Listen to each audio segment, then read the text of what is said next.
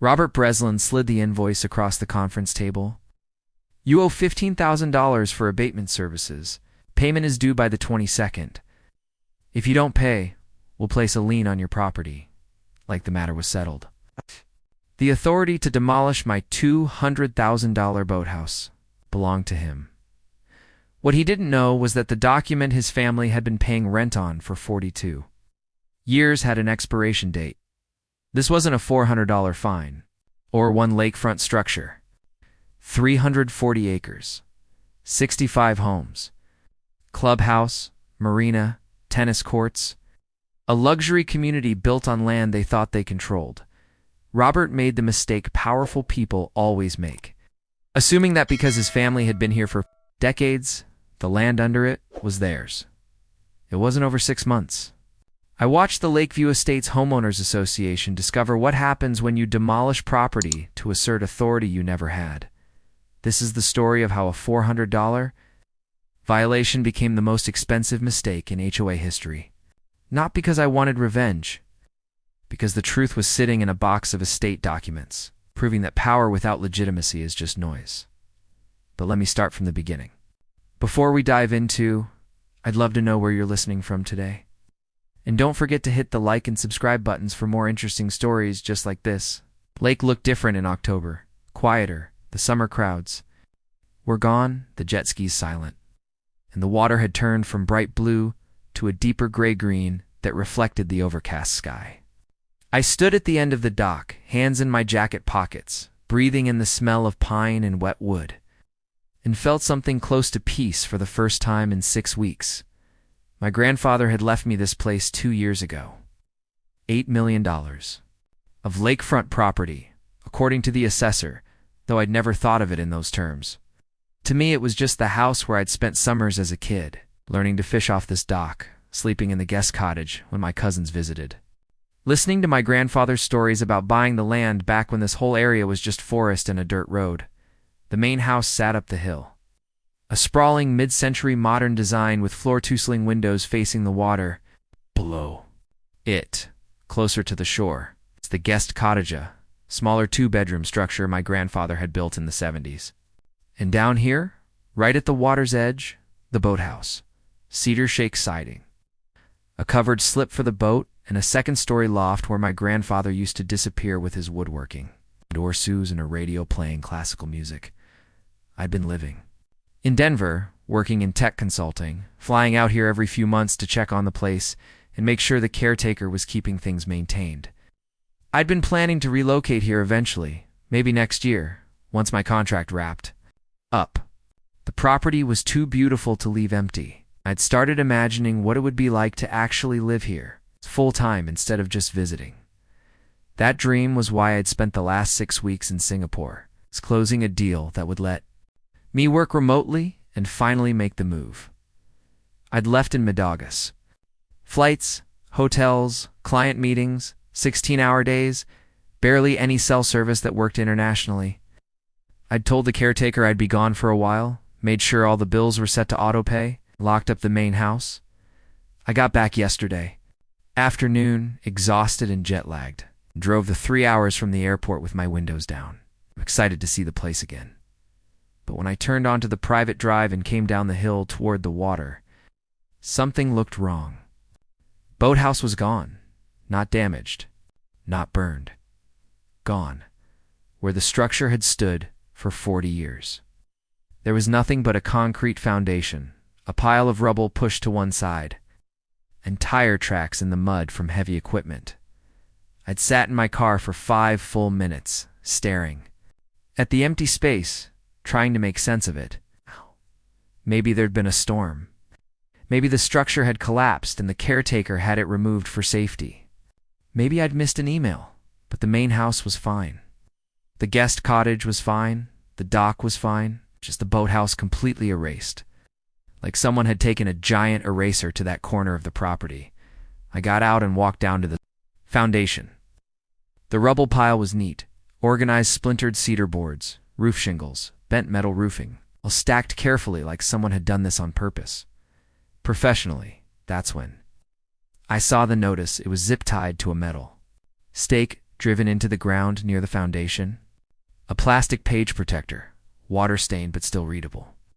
With the Lakeview Estates Homeowners Association logo at the top, notice of violation and ABATM and TAY property owner. My name, property address, 1847 Lakeshore Drive violation, unapproved. Structural modification to Boathouse Section 7.4, Architectural Standards fine assessed, $400 date of notice. September 3, 2024 compliance deadline. September 17, 2024 notice. Failure to remedy this violation within 1414 days of this notice authorizes the Board of Directors to abate the violation at the owner's expense. Pursuant to Section 12.3 of the Covenants, Conditions, and Restrictions, all costs incurred will be billed to the property owner and may result in a lien if unpaid. Asterisk, asterisk, I read it 3 times. Standing there in the mud, with the wind coming off the lake, making the plastic page protector flutter against the stake. $400 they demolished my boathouse's structure my grandfather had built with his own hands, worth at least $200,000 in materials and craftsmanship, over a $400 fine for an unapproved modification I didn't even know about.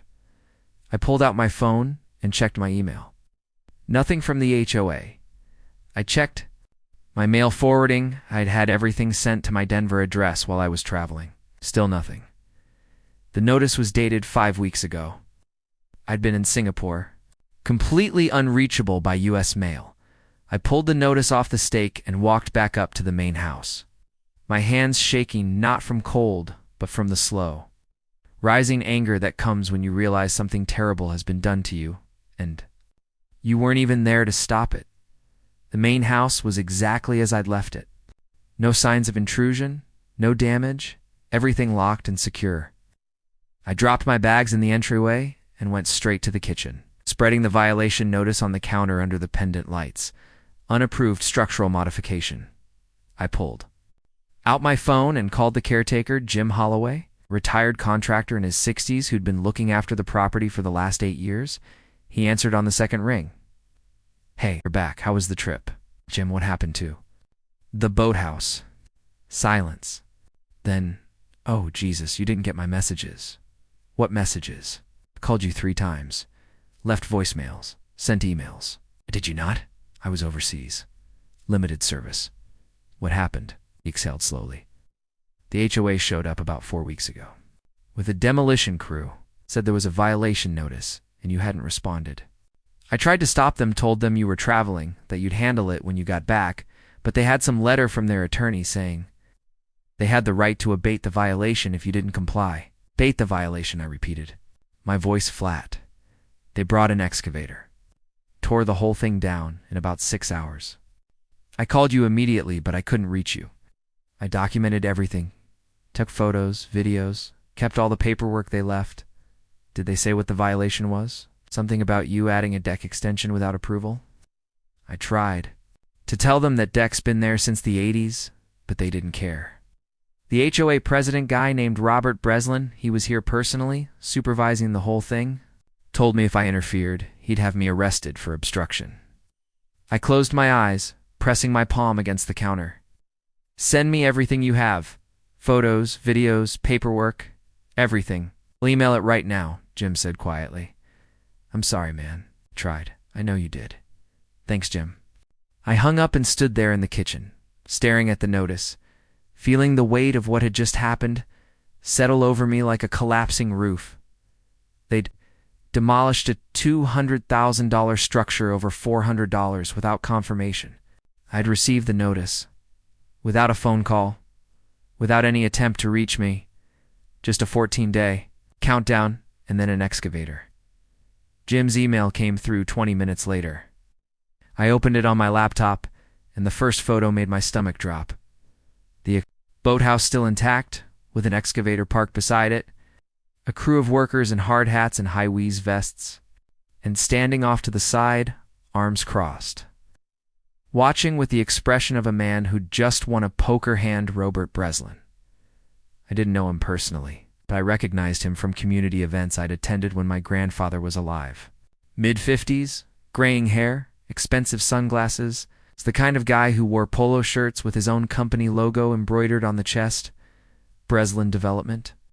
His family had built half the luxury homes in the county. The next photo showed the boathouse mid-demolition, the roof caved in, walls collapsing, then the rubble and the empty foundation. Jim had filmed the whole thing. I watched the video with the sound off, seeing the excavator's claw rip through the cedar siding, pulling down the structure piece by piece while Robert stood there watching, hands in his pockets, nodding occasionally like he was approving a landscaping job. The last attachment in Jim's email was a scanned document, invoice for abatement. SRVS Lay East Lakeview Estates Homeowners Association 2. My name for demolition and removal of non-compliant structure at 1847 Lakeshore Drive. Date of service September 22, 2024. Amount due $15. OO payment due October 22, 2024. Failure to remit payment within 30 days will result in a lien being placed on the property and additional legal fees assessed. $15,000. They demolished my property without permission, and now they wanted me to pay them $15,000 for doing it. I sat there at the kitchen counter, staring at the invoice, and felt something shift inside me. Not rage, not panic, something colder, sharper, clarity. They'd made a mistake, a big one, and I was going to make sure they understood exactly how big the Lakeview Estates HOA office was located in the clubhouse. Sprawling building with stone facades and vaulted ceilings that looked more like a resort than a community center. I walked in Monday morning, 8 a.m., carrying a folder with Jim's photos, a violation notice, and the $15,000 invoice. The receptionist, a woman in her 20s with a name tag that said Brittany, looked up from her computer. With a practiced smile, "Good morning. How can I help you?" "I need to speak with Robert Breslin," I said. "It's urgent." "Do you have an appointment?" "No, but he demolished my boathouse 3 weeks ago, so I think he can make time." Her smile faltered. "Oh, let me see if he's available." She picked up the phone, spoke quietly, then hung up and gestured toward a hallway. "Conference room 2, second door on the right." The conference room had the same upscale aesthetic as the rest of the building. Leather chairs, a polished oak table, framed photos of the lake at sunset. Robert Breslin was already seated at the head of the table, flanked by 2 other people I didn't recognize. A woman in her 50s with reading glasses on a chain, and a man in his 60s wearing a polo shirt with the HOA logo. Robert stood when I entered, extending his hand like we were meeting for a business lunch. "Mr. Last name, Robert Breslin, HOA President. This is Diana Frost, our Treasurer, and Carl Whitmore, Vice President." I didn't shake his hand. I set the folder on the table and opened it, sliding the photos across to him. "You demolished my boathouse." Robert glanced at the photos, then sat back down. "We abated a code violation, yes, per the terms of our CC&Rs. Code violation." Repeated slowly. "You're calling a $200,000 structure a code violation?" "The value of the structure is irrelevant," Robert said calmly. "You made an unapproved modification. You were notified. You didn't respond. We remedied the situation." I pulled out the violation notice. "This notice is dated September 3rd. I was out of the country. I never received it." "That's not our problem," Robert said, his tone shifting from cordial to clipped. "Property owners are responsible for maintaining current contact information with the association. If you failed to do that, the consequences are yours to bear." Diana, the treasurer, nodded along. "The notice was sent to the address on file. Certified mail. It's not the board's responsibility to track you down." "You sent one letter," I said, my voice staying level even as my pulse ticked up. "One notice. And when I didn't respond within 14 days, you brought in an excavator and tore down a structure that's been standing for 40 years. 39 years, actually," Robert said, pulling a file from a stack beside him. "We have records showing the boathouse was constructed in 1985, and according to our architectural standards, any modification to an existing structure requires pre-approval from the board. You added a deck extension without submitting plans. That's a violation." "That deck was built in 1987, I said. "My grandfather built it. It's been there almost as long as the boathouse. Robert shrugged. Then it's been in violation for almost as long. Either way, you were given notice and an opportunity to remedy. You chose not to respond. Carl, the vice president, leaned forward. Look, we understand you're upset, but rules. Our rules? We can't make exceptions just because someone's traveling. What kind of precedent would that set? I stared at him.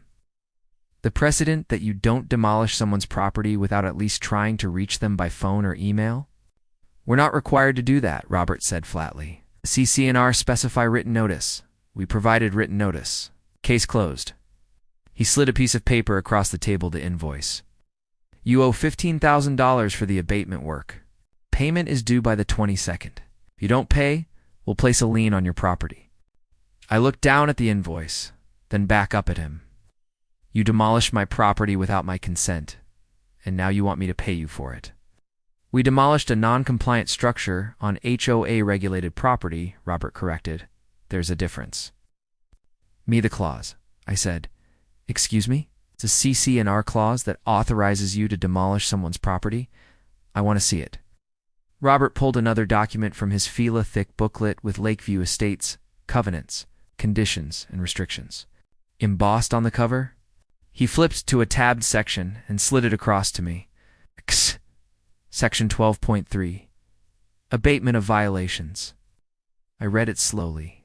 In the event a property owner fails to remedy a violation within the time frame specified in written notice, the Board of Directors is authorized to enter the property and abate the violation through removal of non-compliant structures, landscaping, or other improvements. All costs associated with such abatement shall be borne by the property owner and may be collected through assessment, fine, or lien.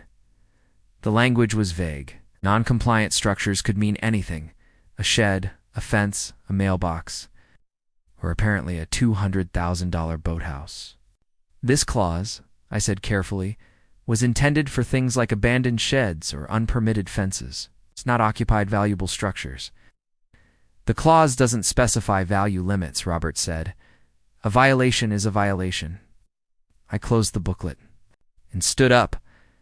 I'm hiring an attorney. I'm not paying this invoice. Robert leaned back in his chair, folding his arms across his chest. That's your right. But I'll tell you right now, you're not going to win. We followed the rules. We have documentation. And we have the authority granted to us by the CC&RS that every property owner in this community agreed to when they bought. Here, did my grandfather agree to this? I asked. Robert smiled, thin and cold. Your grandfather was a founding member of this association. He signed the original CC&Rs in 1984, so yes. He agreed. I picked up my folder and walked toward the door. Then I stopped and turned back. You made a mistake, Mr. Breslin, a big one. And I'm going to make sure you regret it. He didn't flinch. Threats don't impress me. Pay your bill, follow the rules, or deal with the consequences. Left without another word, the door clicking shut behind me. The attorney I hired was named. Laura Mendez, a property litigation specialist with 20 years of experience and a reputation for not backing down. I met her at her office 2 days later and laid everything out: the photos, the notice, the invoice, the CC&R clause. She read through it all methodically, making notes, occasionally shaking her head. When she finished, she set down her pen and looked at me. This is one of the most egregious cases of HOA overreach I've seen in a decade. Can we sue them? Absolutely. Destruction of property, abuse of authority, failure to provide adequate notice. We can go after the HOA, the board, members personally, and possibly the demolition contractor for executing the work without verifying your consent? Good, I said. Let's do it. Laura continued, holding up a hand. I need you to understand what you're getting into. Why litigation is expensive and slow. We're talking 2 to 3 years minimum before this sees a courtroom. Legal fees could run into 6 figures. And even if we win, collecting damages from an HOA is complicated. They'll claim they don't have the funds. Spread the cost across the membership, drag it out in appeals. So you're saying I might win, but it won't matter. I'm saying the process will be long, painful, and there are no guarantees. She paused. That said, This CC in our clause they're citing? It was clearly intended for minor violations, overgrown. Hedges, unlicensed vehicles, small sheds, not substantial structures. Any reasonable judge would see this as gross overreach. It's possibly even criminal destruction of property. Can we press criminal charges? I'll be up to the district attorney. I can help you file a police report, but whether they prosecute is out of our hands. Laura leaned back in her chair. There's one other thing. If your grandfather was a founding member and signed the original CC&Rs, we need to review his estate. Documents. There might be provisions or exemptions that apply to your property specifically. I nodded slowly. I have all his estate paperwork at the house. I'll go through it. Do that, Laura said. In the meantime, do not pay that invoice. Do not sign anything. Do not communicate with the board except through me. Left her office. Feeling slightly better, at least I had someone in my corner, but the weight of what she'd said stayed with me. Years of litigation, hundreds of thousands in legal fees. No guarantees. There had to be another way. I spent that evening in my grandfather's study, surrounded by boxes of documents I'd inherited along with the property. Deeds, tax records, surveys, insurance policies. Most of it I'd never looked at. Closely just filed away and assumed everything was in order. But now, I went through it methodically, piece by piece, looking for anything that might help. And then, the bottom of a box labeled Original Property Documents, 1968. I found it. A deed. Thick official recorded with the county in June of 1968. Warranty deed, Howard T. Mitchell. Grantee. I unfolded it carefully. The paper yellowed and brittle at the edges, and read the legal description. 340 acres, more or less, located in Section 12. Township 6 North, Range 8 West, bounded by Lake Crescent to the west, County Road 47 to the east. Comprising all land from the northern boundary of Parcel 14A to the southern boundary of Parcel 18-C.340 acres. I sat back in the chair, staring at the document. My grandfather hadn't just owned the $8 million lakefront estate, he'd owned everything. It's the entire stretch of shoreline. It's the hills. The forest, and somewhere in the following years, he'd leased out most of it for development. I flipped through the rest of the box and found a second document, dated 1982. Ground lease agreement between Howard T. Mitchell LaSore and Breslin Development. Corporation Lessee. My hand started to shake as I read the terms point to 80 acres. Leased for residential development. 40-year term. $8,000 annually. Expiration date. June 15th, 2022. 2 years ago, I pulled out my laptop and opened the county assessor's website. Pulling up the property maps for Lakeview Estates. Every single home. Every street. The clubhouse. The marina, all of it sat on the parcel my grandfather had leased to Breslin. Development in 1982, the lease had expired, and unless someone had renewed it, that meant the entire HOA community, 65 homes, millions of dollars of real estate was sitting on land they no longer had the legal right to occupy. I sat there in the study, the deed in one hand, the expired lease in the other, and felt a smile spread across my face for the first time since I'd seen the rubble where my boathouse used to be. Robert Breslin had demolished my property and told me to pay him for the privilege. He had no idea he'd just made the biggest mistake of his life. I didn't sleep that night. I sat in my grandfather's study until 3 in the morning, surrounded by documents cross-referencing deeds and surveys and tax records. Trying to understand the full scope of what I'd discovered, the 1968 deed was clear. My grandfather had purchased 340 acres of undeveloped lakefront land for $127,000 a fortune at the time. But he'd saved for years working as a civil engineer. The property stretched along nearly 2 miles of shoreline, from the northern pine forest down to the southern wetlands, where the lake narrowed into a creek. He'd built the main house in 1970, added the guest cottage in 1974, the boathouse in 1985. And then, in 1982, he'd done something that changed everything. He'd signed a ground lease with Breslin Development Corporation. I read the lease agreement 3 times, making notes, highlighting key passages. Term, 40 years, commencing June 15, 1982, terminating June 15, 2022. Parcel, 280 acres of the 340-acre property. Specifically described in attached Exhibit A, excluding the 60-acre homestead parcel retained by lessor payment.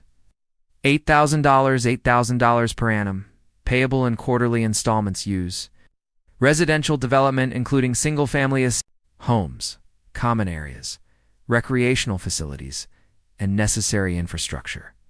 Renewal. None.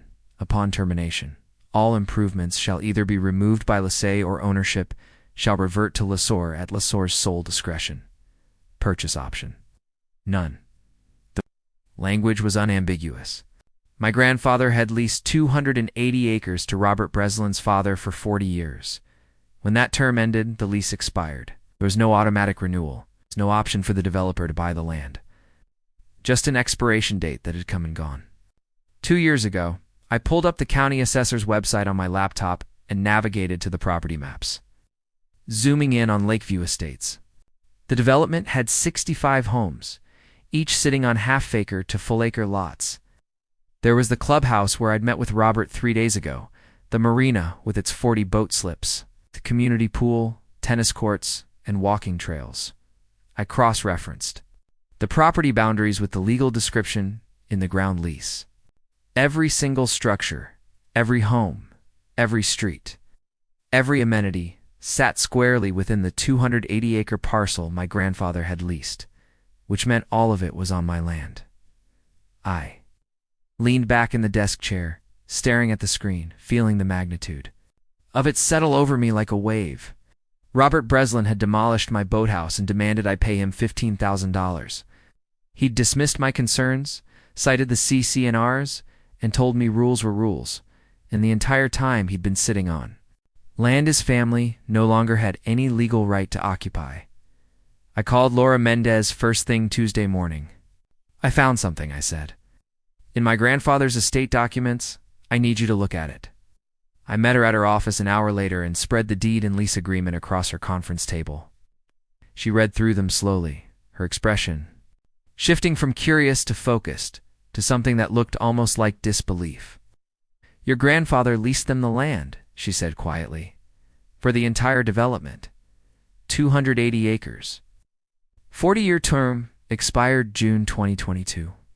Laura flipped to the last page of the lease, checking the termination clause. No renewal option, no purchase clause. She looked up at me. Do you know if this lease was ever renewed? I don't know. But I found something else.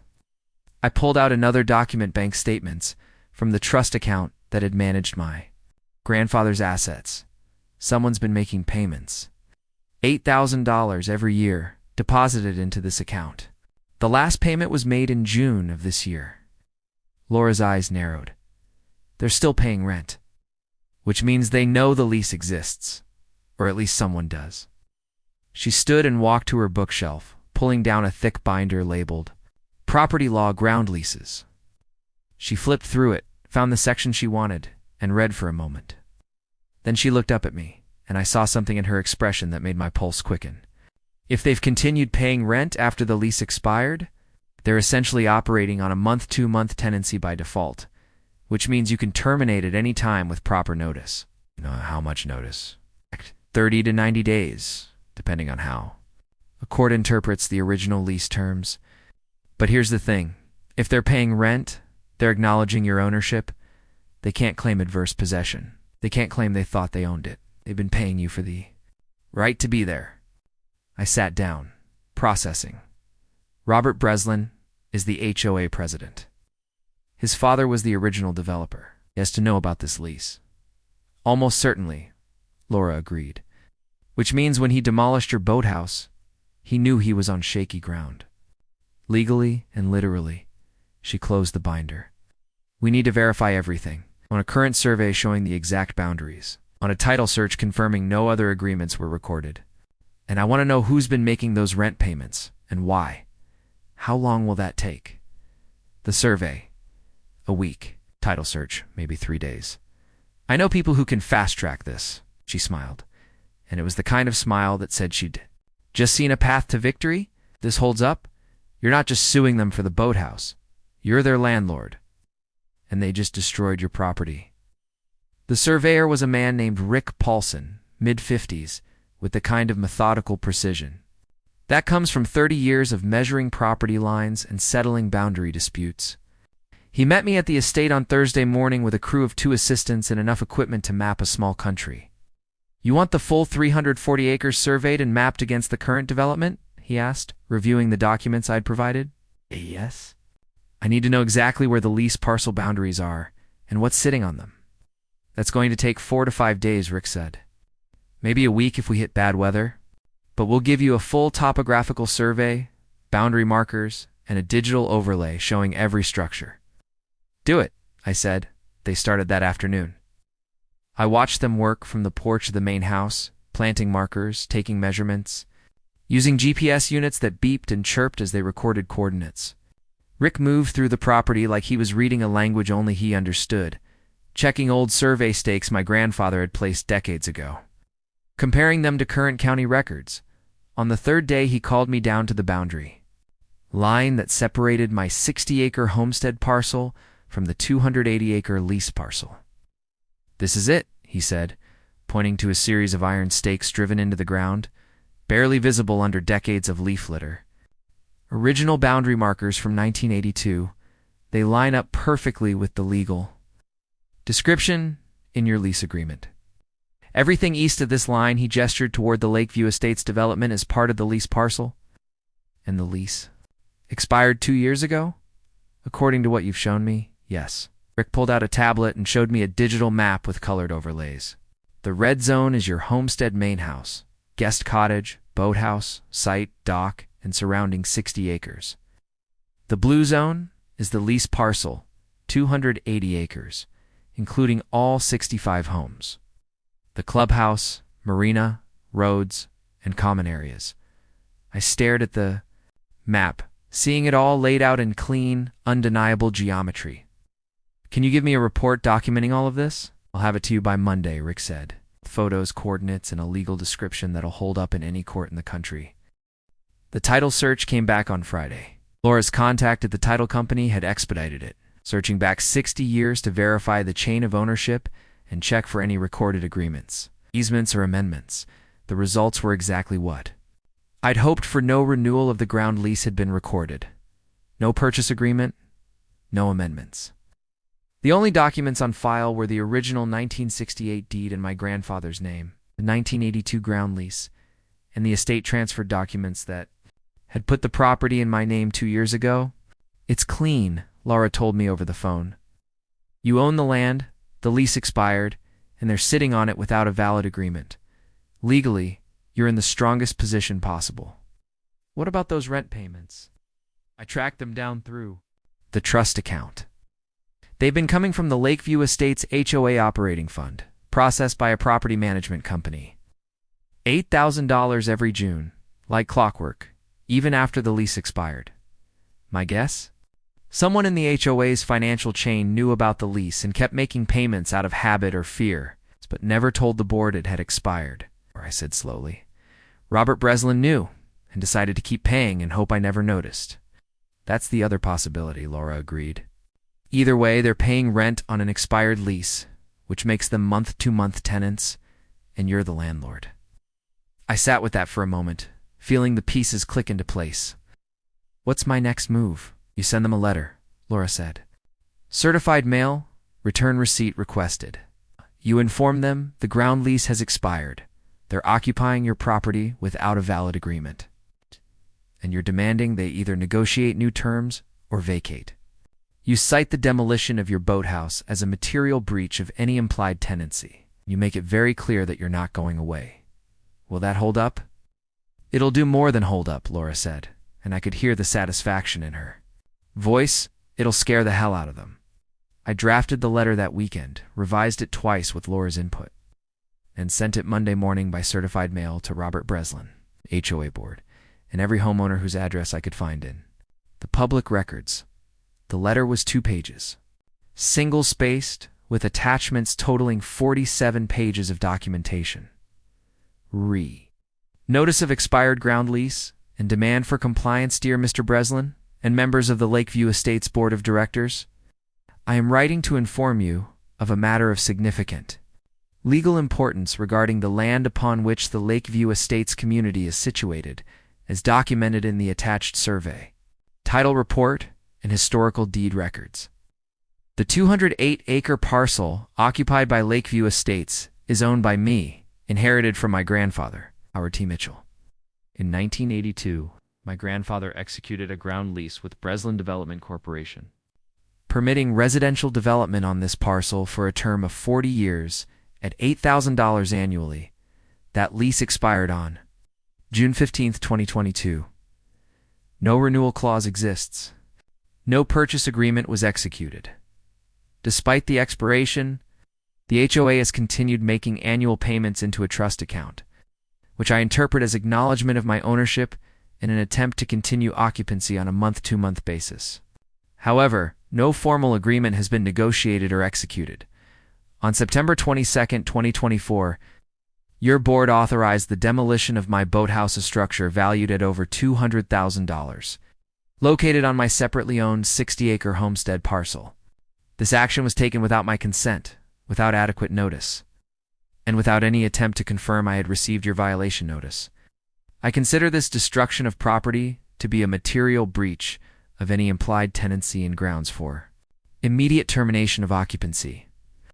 I am hereby providing formal notice that the HOA and all residents of Lakeview Estates are occupying my land without a valid lease agreement.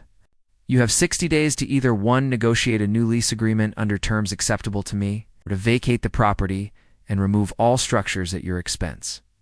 Additionally, I am demanding immediate reimbursement of $200,000 for the demolished boathouse, plus $15,000 for costs I have incurred in documenting and addressing this matter. Failure to respond within 30 days will result in legal action to recover possession of the property and seek damages for trespass and destruction of property. All future communication should be directed through my attorney, Laura Mendez-esque. I included copies of the 1968 deed, the 1982 lease, the survey report, the title search, and the trust account ledger showing 42 years of rent payments. Then I walked to the post office and sent 68 certified letters, 1 to each board member and 1 to every homeowner in Lakeview Estates. I got home, poured a cup of coffee, and sat on the porch of the main house, looking out at the lake and the empty foundation where my boathouse used to stand. Robert Breslin had told me rules were rules, that I should pay my bill and stop complaining. Now he was about to learn what happens when you demolish a structure on land you don't actually own, and I was going to enjoy watching him try to explain this one to 65 terrified homeowners who'd just learned their $1 million houses were sitting on borrowed ground. The emergency HOA board meeting was called for Tuesday night, 6 days after I'd sent the letters. I only knew about it because Jennifer Callahan, a homeowner I'd never met, called me that afternoon, her voice shaking. "Did you really send a letter saying we're all living on your land?" she asked. "Yes," I said, "because you are. There's a meeting tonight, 7 p.m. at the clubhouse. Robert said it's mandatory for all homeowners. He's calling you a fraud and a con artist." She paused. "Is any of this real? The lease? The expiration? Because if it is, I need to know." "It's real," I said. "I have documentation. Surveys, deeds, the original lease agreement. Everything's been verified by attorneys and title companies. Your community is sitting on land my grandfather leased to Robert's father in 1982, and that lease expired 2 years ago." I heard her exhale, shakily. "Oh my God. If you want copies of the documents, I can send them to you." "Please," she said, "because Robert's telling everyone you're making this up to extort money from us." I sent her the full packet within the hour. I wasn't invited to the meeting, but I heard about it from 3 different homeowners who called me afterward, each one more panicked than the last. According to them, Robert had stood at the front of the packed clubhouse and delivered what one person described as a performance. He called you a scam artist, a man named David Torres told me. Said you were trying to exploit your grandfather's death to fabricate ownership claims. He said the HOA has clear title to all the land, that we all own our properties for simple, and that your letter was an intimidation tactic designed to scare us into paying you money we don't owe. Did he show any documentation? I asked. No. He just kept saying the board's attorney had reviewed everything and confirmed we're protected. Then he said anyone who communicates with you directly is undermining the community's legal defense and could be held personally liable. That's not how any of this works, I said quietly. I know, David said. That's why I'm calling you. A bunch of us want to see your documents. Because if what you're saying is true, Robert just lied to 65 families. The board's official response letter arrived 2 days later, delivered by courier to my front door. It was printed on Lakeview Estates, HOA letterhead, signed by Robert Breslin, and CC'd to the full board and their attorney, Re. Rejection of fraudulent property claims. Your recent correspondence contains false, misleading, and legally baseless assertions regarding ownership of property within Lakeview Estates. The Homeowners Association and its members hold clear an unencumbered title to all land within the community boundaries, as recorded with the county recorder's office and verified through title insurance policies issued to each homeowner.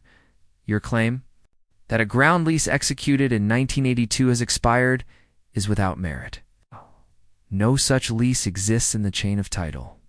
Your attempt to manufacture ownership claims through fabricated documents constitutes fraud, harassment, and potentially criminal conduct. We hereby demand that you immediately cease all contact with HOA members, retract your false statements, and issue a written apology. Failure to do so will result in legal action for defamation, slander of title, intentional infliction of emotional distress, and harassment. Any further communication from you will be considered evidence of bad faith and will be used against you in court. I read it twice, then called Laura Mendez. They're calling me a fraud, I said, claiming the lease doesn't exist. That's desperation, Laura said calmly. They know it exists. They've been paying rent on it for 42 years. This is a stalling tactic. What do I do? You respond. Firmly. And you raise the stakes. My response went out the next morning, again by certified mail to the board and every homeowner, Re. Final offer and demand for payment. Your letter dated November 12th denies the existence of the ground lease and claims. I have fabricated ownership. That claim is false, and I believe your board knows it. Attached you will find a certified copy of the 1982 ground lease, recorded in Book 1847. Page 392, a complete title change showing continuous ownership by my family since 1968. Bank records showing 42 consecutive years of rent payments from Lakeview Estates HOA to the Howard T. Mitchell Family Trust, including payments made after the lease expired in 2022. A professional survey conducted in November 2024 confirming that all 65 homes, streets, and common areas sit on the 280-acre parcel described in the expired lease. These documents have been reviewed and verified by independent attorneys, surveyors, and title professionals. They are a matter of public record, given your board's destruction of my $200,000 boathouse and your refusal to acknowledge documented facts. I am revising my terms. Option 1. Execute a new 30-year ground lease at $25,000 annually, a modest increase from the expired rate of $8,000. PLUS immediate payment of $200,000 in damages for the demolished structure. Option 2. Vacate property within 90 days and remove all structures at your expense. Per the terms of the original lease, you have 30 days to accept option 1. After that, I will pursue legal remedies, including eviction, trespass, damages, and recovery of all unpaid rent calculated at current market rates. This is my final offer. I attached 63 pages of documentation, including notarized affidavits from the surveyor and title company. Robert's response came not by letter, but by phone. He called me directly, violating his own attorney's advice, and the moment I answered, I could hear the fury in his voice. $25,000? He snarled. You think you can extort us like this? It's not extortion, Mr. Breslin. It's a lease negotiation. And $25,000 annually for 280 acres of prime lakefront property is well below market rate. You don't own this land? I do, and you know it. You've been paying rent on it since 1982. Those payments were... He stopped himself, realizing he'd just confirmed what I'd said. Were what? I asked calmly. Automatic. It's managed by a property management company, made without the board's knowledge. I let the silence hang for a moment. It doesn't matter, Robert. You've been paying rent for 42 years. That means you acknowledge my family's ownership. You can't claim adverse possession. You can't claim you didn't know. You're a tenant on an expired lease, and I'm the landlord. I'll sue you into oblivion, he said, his voice shaking. I'll tie you up in court for a decade. I'll make sure you never see a dime. Go ahead, I said. Out. But while you're doing that, I'll file for eviction.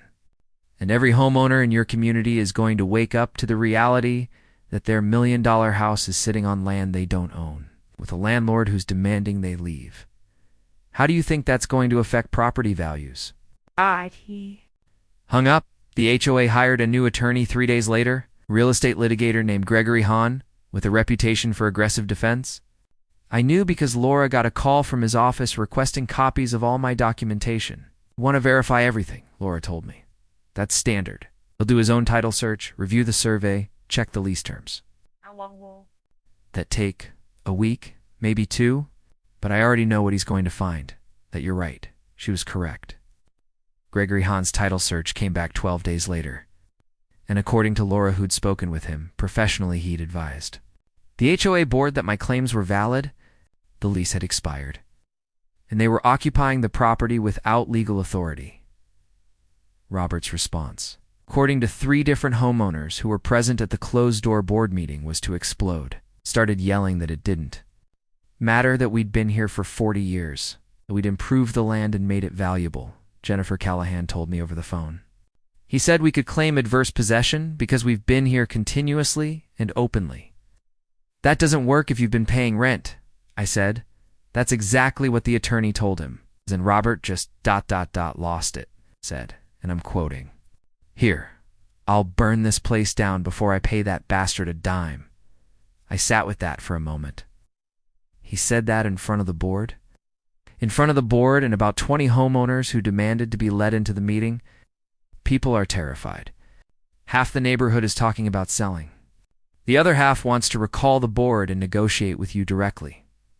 What do you want? I asked. Jennifer was quiet for a long moment.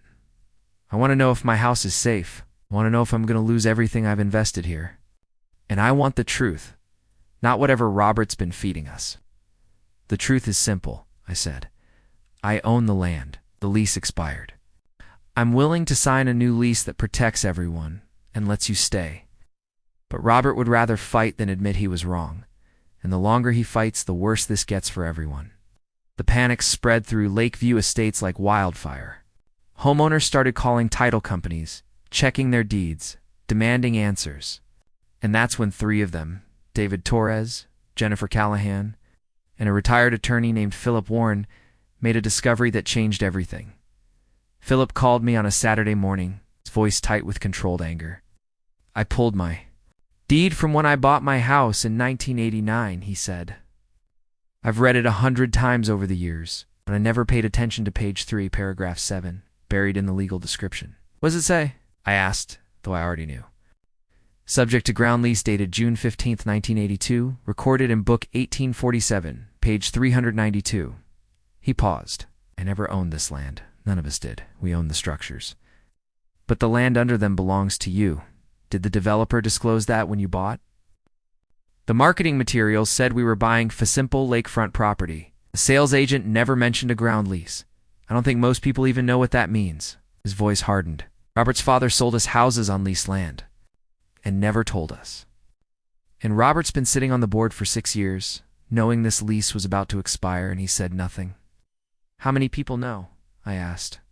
Words getting out fast. People are pulling their deeds, reading the fine print. There's going to be another emergency meeting tonight, and this time Robert's not going to be able to control the room. What are you going to do? We're going to remove him, Philip said simply. And then we're going to negotiate with you like adults.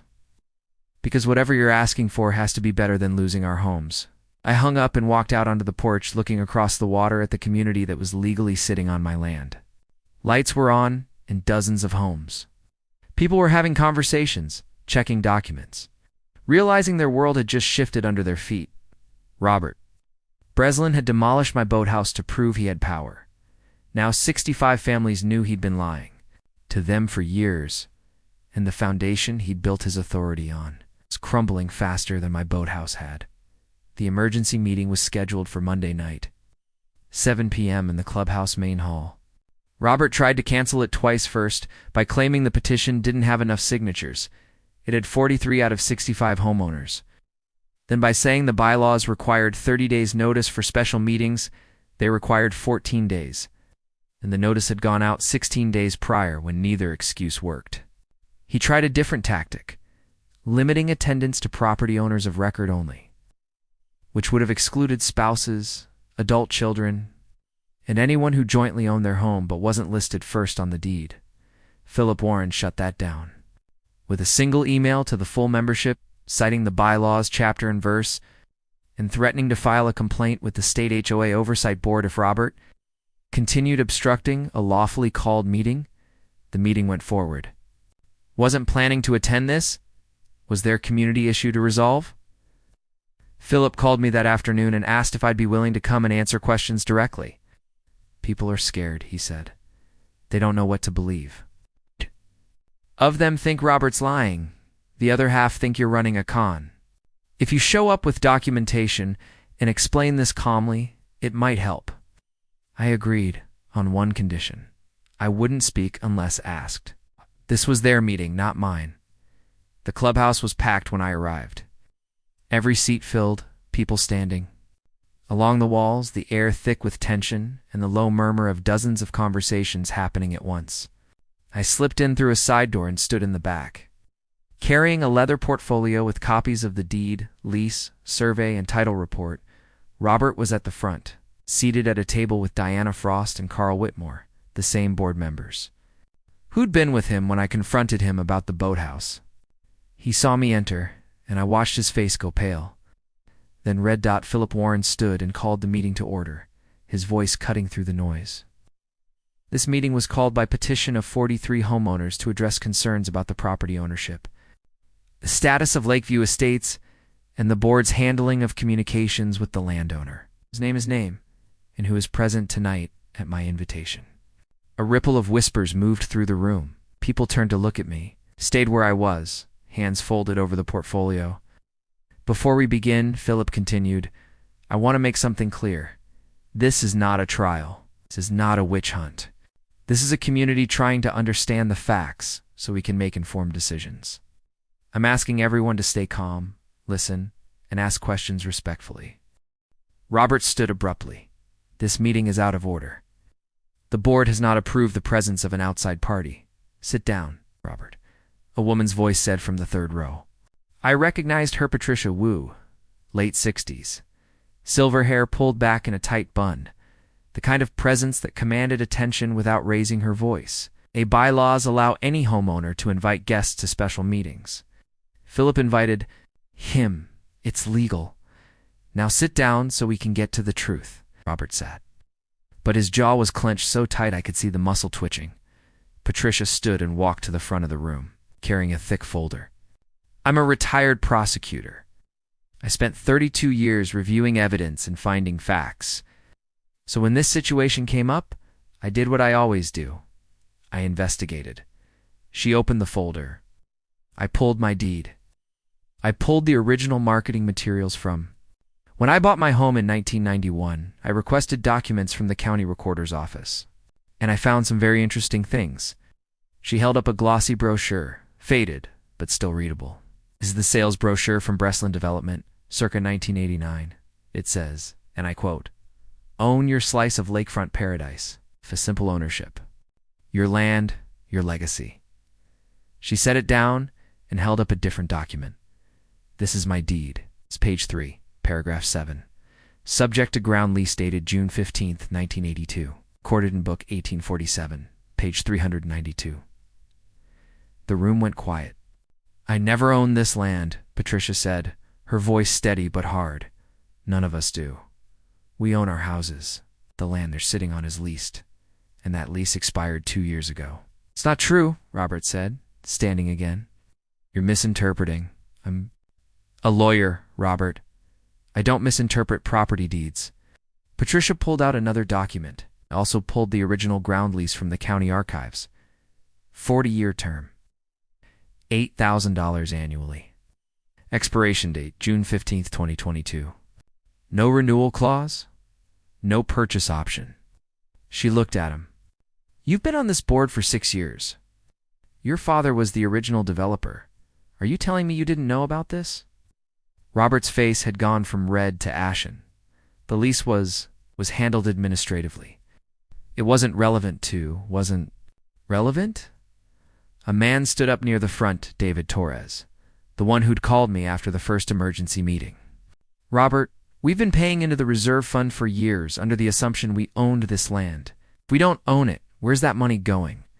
"The reserve fund is for maintenance and capital improvements," Diana said quickly. "That hasn't changed." "Actually," Patricia said, pulling out another document, "I submitted a formal request for the reserve fund ledger under the bylaws transparency clause. It took some pressure, but I finally got it yesterday." She held up a spreadsheet.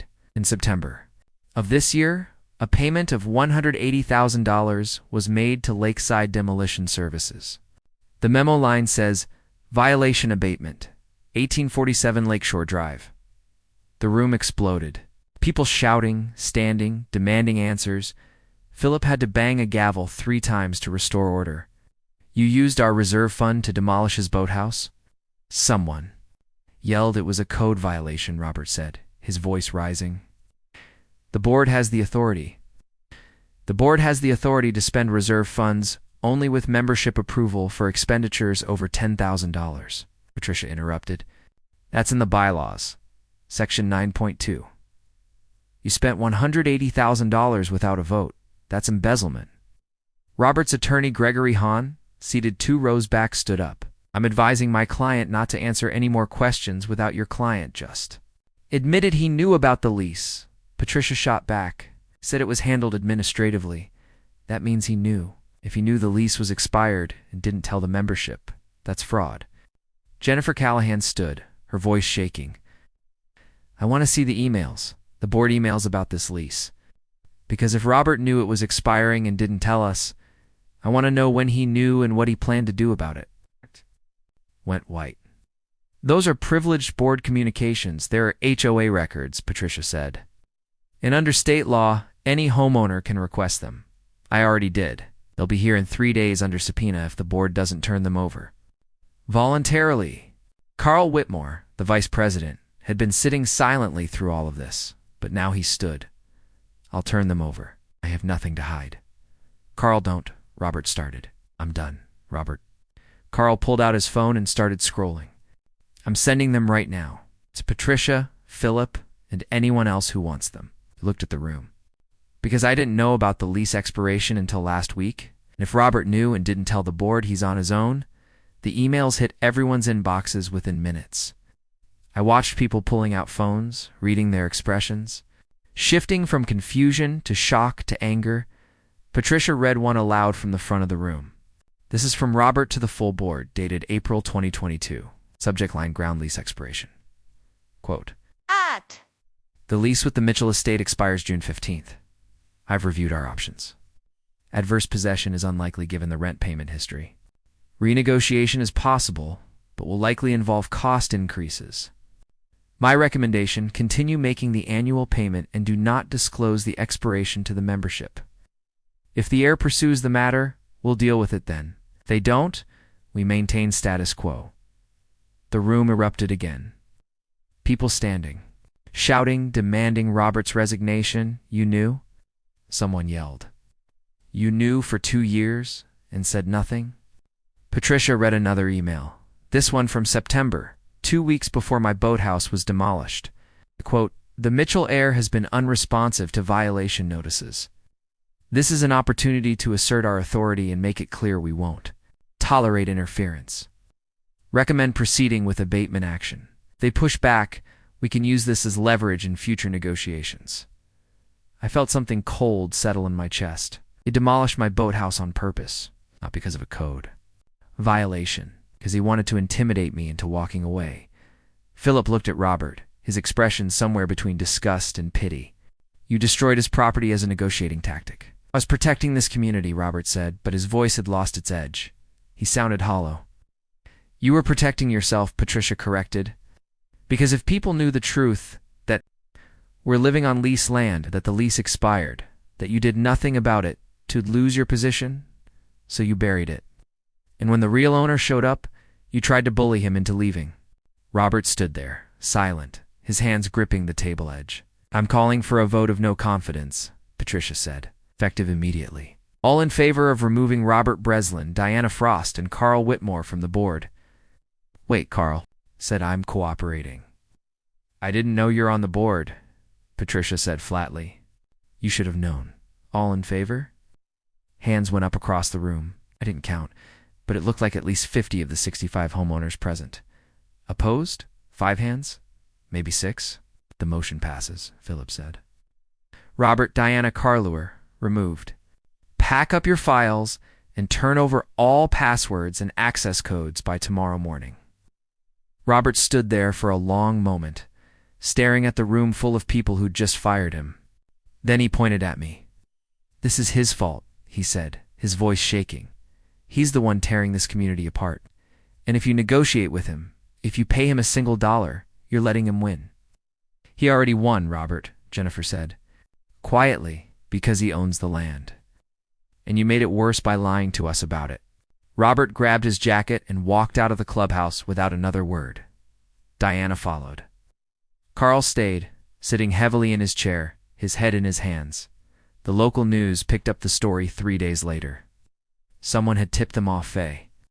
Suspected Patricia and a reporter showed up at my property with a camera crew, asking if I'd comment on the HOA that demolished an all $8 million estate over a $400 fine. Didn't even own the land. I declined to comment on camera, but the story ran anyway.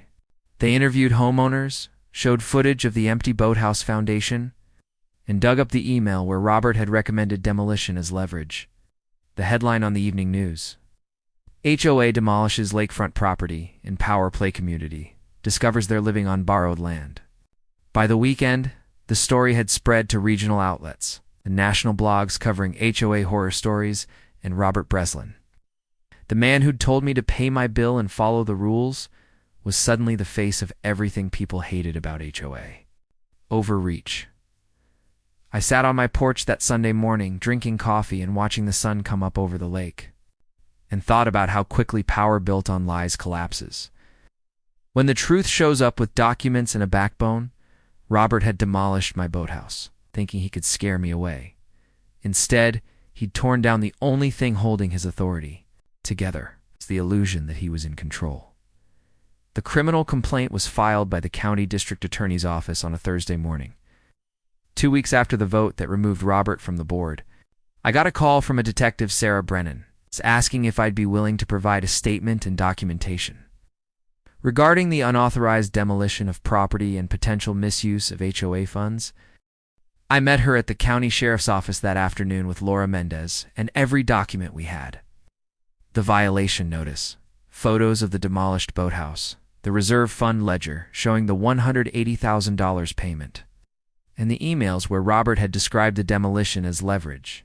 Detective Brennan was in her 40s, methodical and patient, the kind of investigator who built cases brick by brick. She took notes while I walked through the timeline, stopping me occasionally to ask clarifying questions. So he demolished a structure worth approximately $200,000 over a $400 violation while you were out of the country? She asked. Yes, and he used HOA reserve funds money paid by the homeowners to hire the demolition crew. Without membership approval, and according to these emails, he knew the demolition would upset you and planned to use it as a negotiating leverage regarding the expired ground lease. That's what the emails say, I confirmed. She made another note. The misuse of funds is clear. The destruction of property charge is trickier. He'll argue he had HOA authority under the CCNRS, but combined with the emails showing intent to intimidate... She looked up. I think we have enough for the DA to proceed.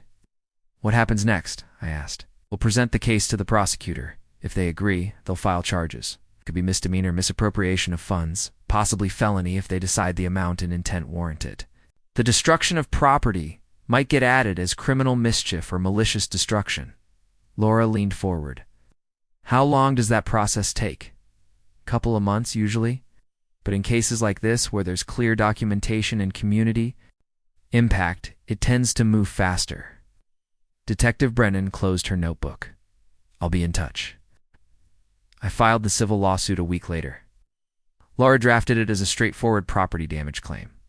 $200,000 for the demolished boathouse, $25,000 for site cleanup and environmental assessment, $15,000 for lost rental income.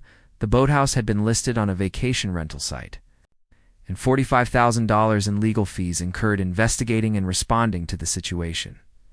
Total, $285,000. Named defendants: Robert Breslin personally, and the Lakeview Estates HOA as the entity that authorized and paid for the demolition. Gregory Hahn. Robert's attorney called Laura 2 days after service of the complaint. My client is willing to settle for the cost of the structure. $200,000 if you drop all other claims and sign a mutual non-disparagement agreement, said. Laura relayed the offer to me over the phone. He wants you to be quiet. About this. No interviews, no social media, no telling the story. No, I said. He demolished my property to intimidate me. He doesn't get to buy my silence. That's what I figured you'd say, Laura replied. I'll reject the offer. Gregory called back the next day with a revised offer. $250,000. No non-disparagement clause, but Robert admits no wrongdoing. Still no, I told Laura. I want an admission, in writing, that he destroyed my property without cause and used HOA funds to do it. Gregory didn't call back after that. The homeowners held a special election 3 weeks after removing the old board. Tricia Wu ran for president unopposed and won with 61 of 65 votes. Jennifer Callahan became treasurer. Philip Warren took the vice president role. They were sworn in on a Tuesday night, and Patricia called me the next morning. I've reviewed your proposal, she said, her tone businesslike but not hostile. Want $25,000 annually for 30 years, plus $200,000 in restitution for the boathouse. 2 questions. First, is the rent negotiable? Second, can homeowners buy their lots individually, like you mentioned in your letter? The rent is firm, I said. But I'm open to discussing longer terms, if it helps with planning. And yes, homeowners can purchase their lots at fair market value if they want fee-simple ownership. Good, I'm recommending the board accept your terms. We'll put it to a membership vote next week, but I don't expect opposition. People want stability, not more fighting. I appreciate that. One more thing, Patricia said. We're also voting to pursue legal action against Robert personally for the unauthorized use of reserve funds. The new board didn't authorize that demolition, and we want our money back.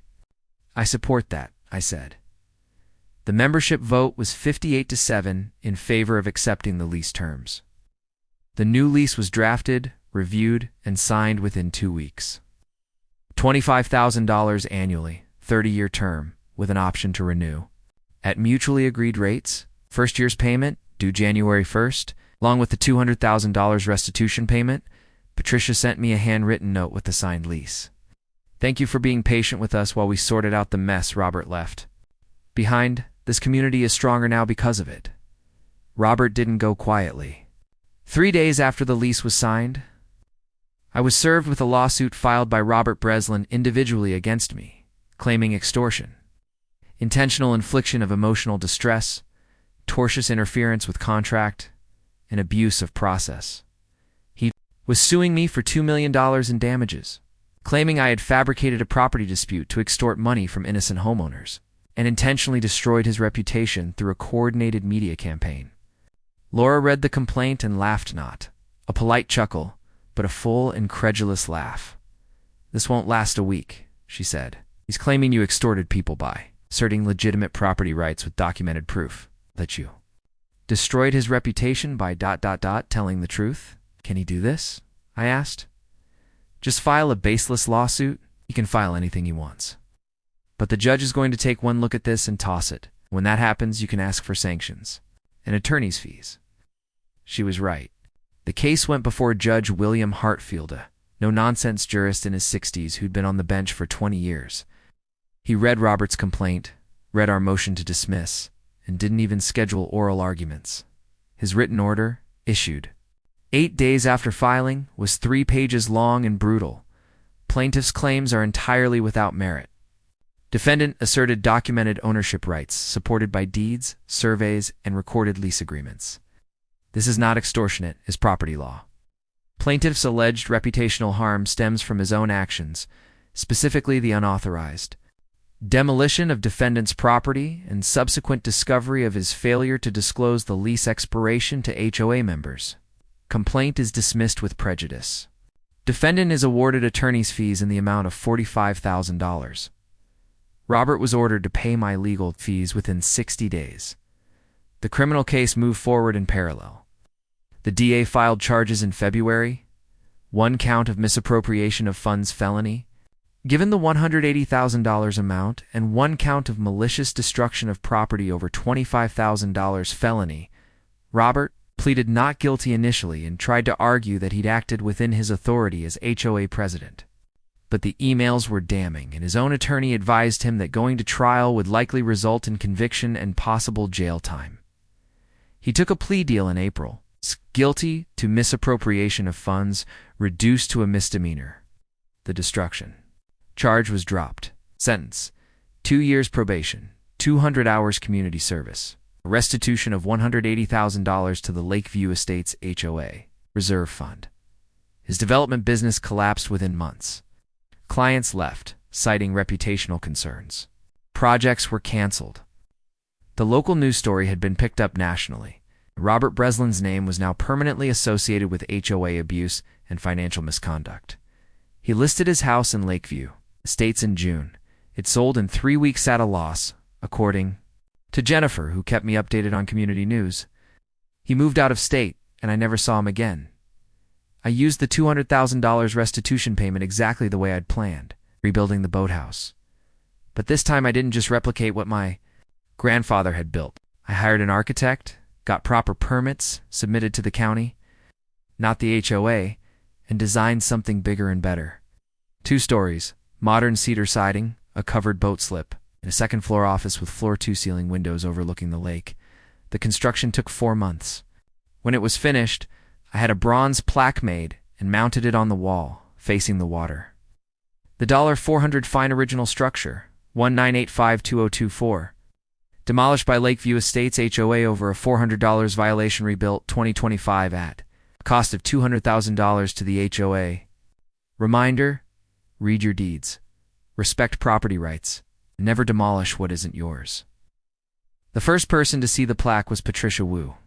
She came by to deliver the first quarterly lease check and stopped to read it, then shook her head with a wry smile. Most expensive $400 in history, she said. Robert earned it, I replied. She didn't disagree. The boathouse stands there now, bigger and better than before, a testament to the fact that when you destroy someone's property to prove your power, you'd better make sure you actually have the authority to do it, because if you don't, that property gets rebuilt at your expense and everyone remembers who paid for it. The first year under the new lease was quiet in a way I hadn't expected. No angry letters, no emergency meetings. It's just regular quarterly payments arriving on schedule. And occasional emails from Patricia, updating me on community improvements or asking permission to trim trees near the property line. It felt like how things were supposed to work to parties with a clear agreement, both honoring their end of it. The stability spread through Lakeview Estates like thaw after a long winter. Property values, which had plummeted during the chaos, started recovering. Homes that had been listed for panic sales were pulled off the market. People stopped talking about the lease as a crisis and started treating it as simply part of their housing costs, like property taxes or insurance. But about 3 months into the new lease, Jennifer Callahan called me with a question that would change things for a lot of homeowners. You mentioned in your original letter that people could buy their lots if they wanted to own the land outright, she said. Is that still an option? Yes, I said. I'd be willing to subdivide and sell individual parcels at fair market value. What would that look like? I talked to Laura and a land surveyor, and we worked out the details. Each residential lot was approximately half an acre. Fair market value for lakefront land in the area was running about $65,000 to $85,000 per hectare, depending on proximity to the water and views. I settled on a flat rate of $70,000 per lot, reasonable, professionally appraised, and significantly less than what the land would cost if someone tried to buy lakefront property elsewhere in the county. I sent a letter to every homeowner explaining the option: stay under the community lease at $385 annually per household, their share of the $25,000. Or purchase your lot outright for $70,000 and own it fee simple forever. 22. Homeowners opted to buy. Jennifer was the first. She closed in 6 weeks, and I handed her the deed showing she owned not just her house, but the land under it, with no lease, no conditions, no strings attached. She cried when she signed the documents. I've been living here for 8 years, thinking I owned this, she said, wiping her eyes. Now I finally do. Philip Warren bought his lot. David Torres bought his. One by one, closings happened through the spring and summer, each one adding to the patchwork of ownership that now made up Lakeview Estates, some homeowners owning their land, others leasing it, everyone knowing exactly where they stood. The remaining 43 homeowners stayed under the lease. Content with the lower annual cost and the security of a 30-year term, it worked. Everyone got what they needed. I kept the first year's lease payment. $25,000. Don used part of it for the boathouse reconstruction, but there was money left over, and I wanted to do something that benefited the community instead of just me. I reached out to Patricia with a proposal. I'd donate $5,000 to a lake cleanup and conservation fund if the HOA would match it. The lake had been suffering from algae blooms and invasive species, and a coordinated cleanup effort would help everyone who lived on the water. Patricia brought it to the board, and they agreed immediately. The community matched my donation, and we hired an environmental group to do a full assessment and remediation plan.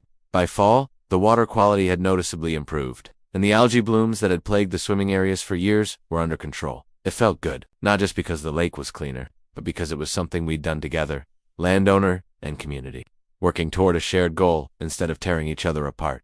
Patricia's leadership transformed the HOA in ways I hadn't thought possible. She implemented policies that Robert would have fought tooth and nail: full financial transparency, with every expense over $500 documented and posted to the community website, meeting minutes published within 48 hours, not weeks or months. An open-door policy where any homeowner could request documents or ask questions, without being treated like a troublemaker. She even invited me to a community barbecue that summer, held at the clubhouse on the 4th of July. I almost declined. I wasn't sure how people would react to having their landlord at a social event, but Patricia insisted. You're part of this community now, she said. Whether you live here full-time or not, people need to see you as a person, not just a name on a lease. I went, and it was fine. Better than fine, actually. People came up to me, shook my hand, thanked me for being reasonable when I didn't have to be. A few apologized for believing Robert's lies. One man, a retired engineer named Tom, even asked if I'd be willing to let him fish off my dock sometime. Anytime, I said. Just let me know when you're coming. Standing there with a burger and a beer, watching kids run around with sparklers and families gathered on picnic blankets, I realized the hostility was gone, replaced by something quieter and more solid: mutual respect. They respected my property rights. I respected their need for stability and home, and everyone understood that fairness, not power, was what held it all together. I sit on the porch of the main house now, almost a year after this all started, looking out at the rebuilt boathouse, and the community beyond it. The plaque catches the afternoon sun, gleaming bronze against the cedar siding. People kayaking past sometimes stop to read it, and I've seen more than a few of them take photos. It's become a bit of a local landmark. The $400 fine, a reminder of what happens when power built on lies meets truth, backed by documentation. Robert Breslin demolished my property over a $400 violation, and thought he could bully me into silence. He had no idea he'd been living his entire community, had been living on borrowed land for 40 years. No idea that the lease his father signed had an expiration date with no escape clause. No idea that my grandfather had kept every document, every survey, every receipt, because he understood that paper and ink outlast memory and bluster. Sometimes the universe has a sense of irony. Robert tried to assert authority he didn't have, over land he didn't own, to intimidate someone he thought was powerless. And in doing so, he exposed the lie. His entire position was built on it. Didn't take rage to bring him down. It didn't take threats or violence or anything dramatic. Just one piece of paper deed dated 1968. And the patience to let the truth do its work. Because power built on lies doesn't last. It can't. Eventually someone shows up with proof that the foundation you built your kingdom on was never yours to begin with, and when that happens, all the bluster and threats and intimidation in the world won't save you. The lesson isn't complicated. Respect property rights. Read your deeds, all of them, including the fine print. Understand what you actually own versus what you think you own, and never, ever demolish something that isn't yours. Because the bill for that mistake might be more than you can afford to pay. My grandfather understood that. He bought land, documented everything, and honored his agreements. When he leased 280 acres to the Breslins, he did it legally, with clear terms and an expiration date. He didn't cut corners. He didn't assume things would work out. He built his legacy on solid ground, literally and legally. And because of that, when Robert tried to take what wasn't his, the truth was waiting in a box of old documents, ready to remind everyone that respect isn't demanded, it's earned. Through fairness, through honesty, through knowing exactly where your rights end and someone else's begin. The boathouse stands as proof, bigger and better than before. Built at the expense of the man who thought destroying it would make him powerful. And every time I walk past that bronze plaque, I'm reminded. The most expensive mistakes are the ones made by people who forget that authority without legitimacy is just noise. The lake is quiet now. The community is stable. And the land, all 340 acres of it, sits exactly where it's always been, in my name, on the deed. With everyone who matters knowing exactly where the lines are drawn.